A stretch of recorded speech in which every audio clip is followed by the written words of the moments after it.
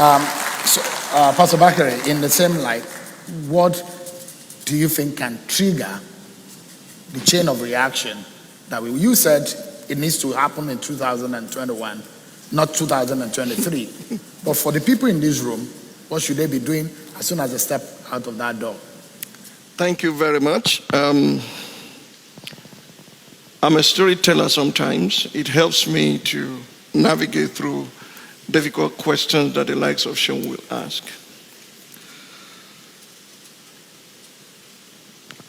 When my second son was 10 years old, he told me, "Dad, I would like to have a pool party." At that time, we didn't have a swimming pool in the house because I wanted them to learn how to swim first, lest we have casualty. But at this time, they had learned how to swim. You want a pool party? I'll have to build one. So I called my neighbor who was an engineer and somebody else. They designed, and we got a man to build a pool. Just a few days to the birthday, the man said, "We have to renegotiate. The price has changed." I wanted to build a pool downwards, in the ground, but the ground would not permit me, so we have done a surface pool. Too much concrete had gone into it. You will need extra money. And what he was asking for was like, say, about $500,000 more. And I was so angry, I said, "Break it down and get out of here. I'm tired. You are milking me." I said all kinds of things. The man explained. I said, "This is trash. You're trying to cheat me." Then I went back into the room and I remembered the promise I made to my son, that you have that pool party. I said, "Oh God."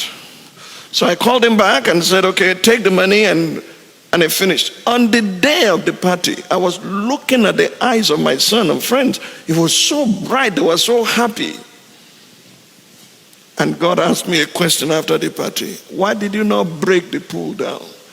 I said, "I've spent so much, and because of my son." He said, "You see why I have not destroyed you? Because I'm putting so much into your life." It is stakeholders that will build Nigeria, not spectators. It's because you are not putting anything in the ground here and you're thinking of plan A, B, C, D. I agree with you. It's not wrong to have other plans, but temporarily you may have to relocate so that you don't suffocate. But believe me honestly, stakeholders don't, like pillars, move. They stay until they fix it. My story is known to this church. I was born lame in both legs. I didn't walk for 3 years. I was crawling and crawling. My mother did not abandon me. She stayed through until I could walk, and I became who I am today. I'm eternally grateful to her for that long suffering, for staying with it. If we are going to build this nation, we can't afford to be spectators. We've got to be stakeholders. We must have something that we are committed to. My children school abroad. They went to America, they went to Britain, but before they left home, we signed a family constitution. The maximum 1 month after your graduation, you are coming back to this country.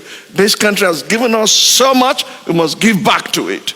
And we must make it a better place for other people so that they don't even have to go abroad for the kind of education you have received. Friends, you are either a termite or you are an ant, a stakeholder or a spectator. If this country means anything to you, this is the time to say, in my own territory of influence, beginning from my family, beginning from my place of work, I would start to let people see what a Nigerian of our dream, not Nigerian, what a Nigerian of our dream should be. It's up to you. It's up to me. When we make up our mind that we'll fix this nation, we'll fix it. I'm not against anyone, like she said, having plan B or plan C or plan D. But here, God has prospered me and blessed me so much. I owe this country so much that I drink it, I swim it, I sleep it, I wake up with it on a daily basis. Jesus was not born in Nazareth, he was raised in Nazareth. But he put the name of Nazareth on the map of the world, that today when they say Jesus of Nazareth. When they say Ogunlesi, they are not going to say of Scotland, they will say of Nigeria. And so are you, my sister. Let us make up our mind today that by the grace of God, God given us life and given us strength, will fix this nation, that other nations will begin to wonder, how did they make it? It will happen in my lifetime. This is my own commitment. This is my dream, that Nigeria will be saved, Nigeria will be changed, and Nigeria will become great in my lifetime. And it begins with me.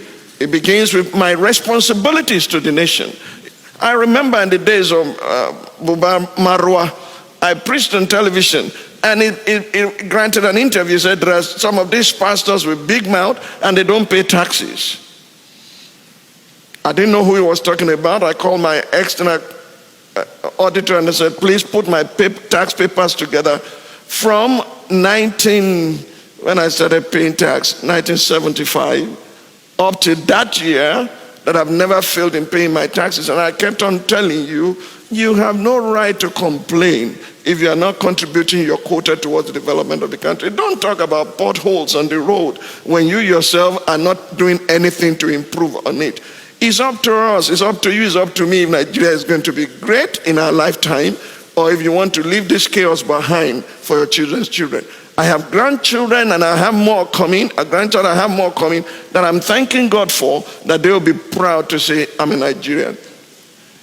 I told the British High Commissioner one day, after I'd gone to his place more than 3-4 times while we were structuring how Jonathan would go in peace, and he said, why are you so involved? Are you looking for a cabinet office? I said, it's beneath me. Are you looking for a ministerial office? I said, it's beneath me.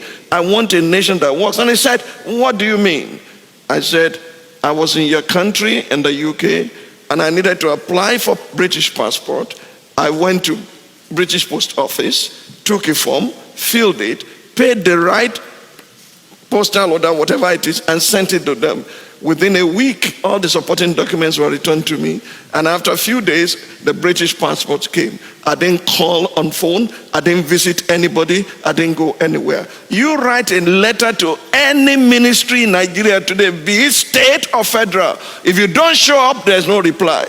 That must change, and somebody will have to start. It is you and me. We must make that demand, but we must be an example of what we want to see. Thank you. Thank you so much, sir. What a